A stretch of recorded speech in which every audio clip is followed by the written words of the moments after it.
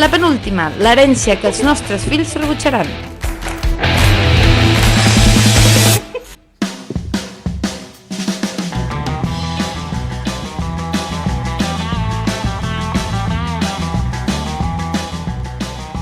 Per segona setmana consecutiva la nostra cuixa ha aconseguit arrossegar-se fins als estudis de la ràdio.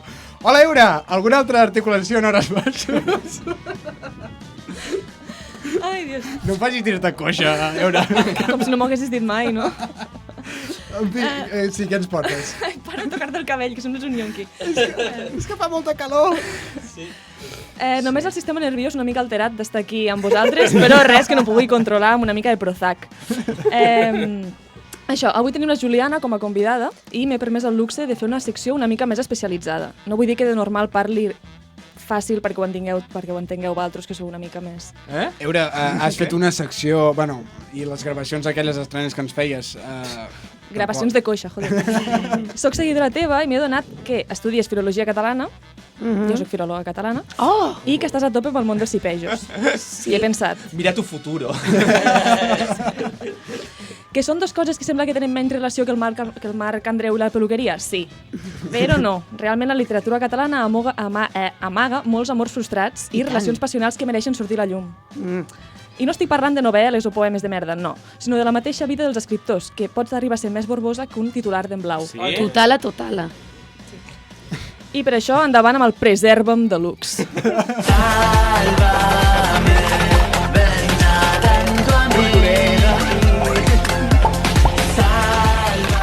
No hagués pensat mai que en aquest programa sonaria aquesta sintonia, però gràcies de totes maneres, Eura. Per això estem.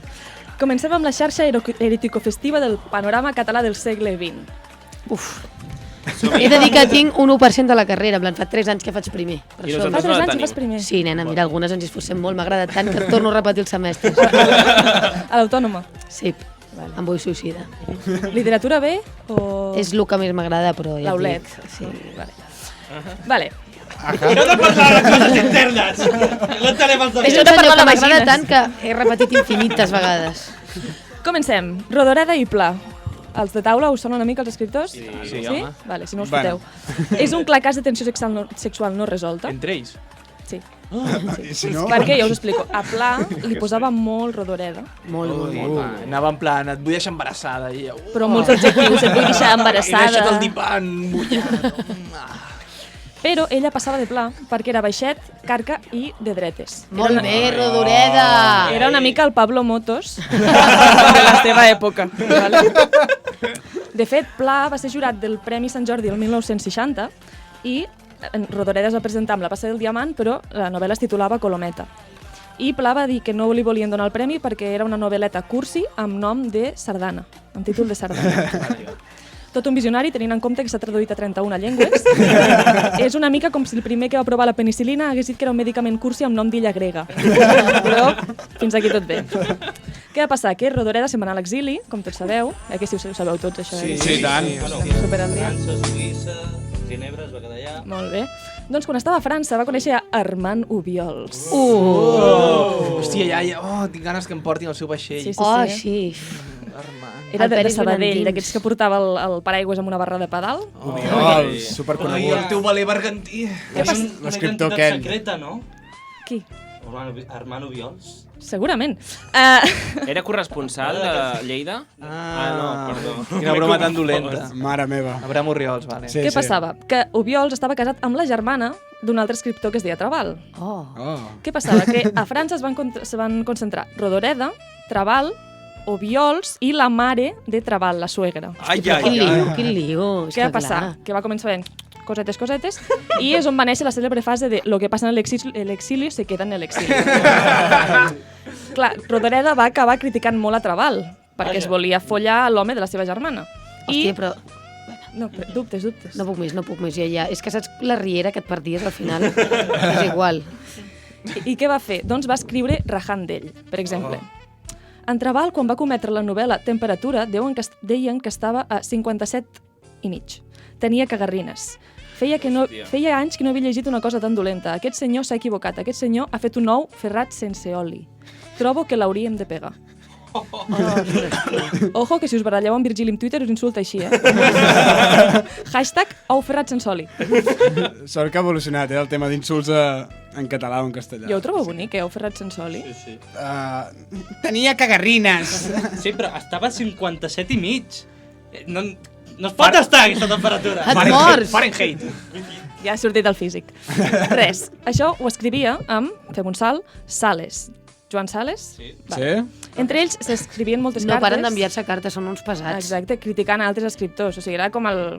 El seu del moment. El seu del moment. Però la va deixar en vist o li va respondre? No, responien, Hi ha responien. un puto llibre gegant amb totes les cartes que fa una mandra llegir-se'l, però clar, un salseo que val la pena. Que diuen, hem de matar a Manuel de Pedrolo.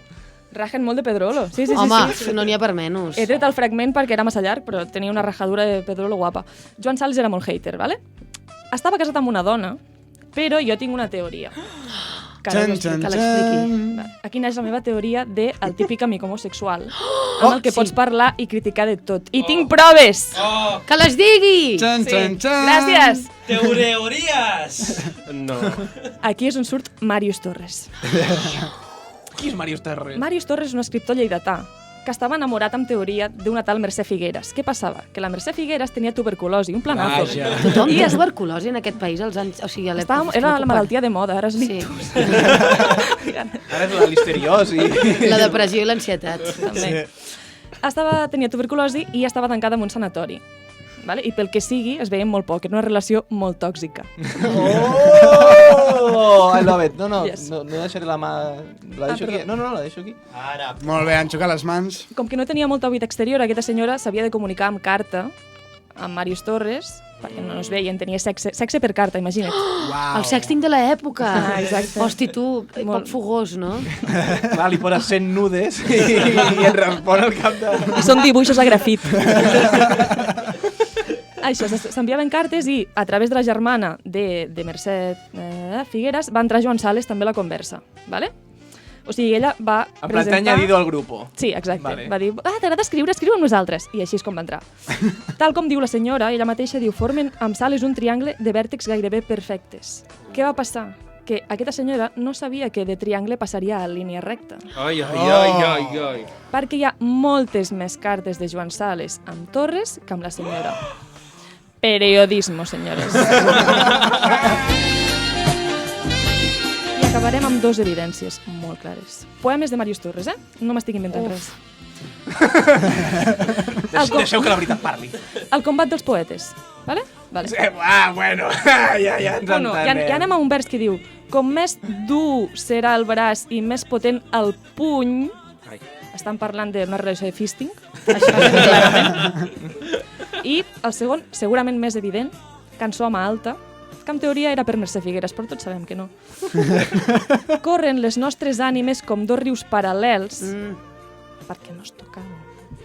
No podem acostar les nostres vides calmes. Entre els dos hi ha una terra de xiprers i de palmes, que és on anaven a fer cruising. Vull dir, parla sol, tot això. El món gay ja existia de tant abans.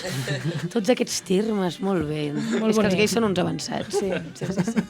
I res, m'agradaria acabar la secció amb aquestes conclusions. Que Rodoreda ho peta, Sí. que Pla és un carcamal, Sí. que Joan Sales no va sortir de l'armari Sí! Que no peta. i que Mercè Figueres no va sortir del sanatori.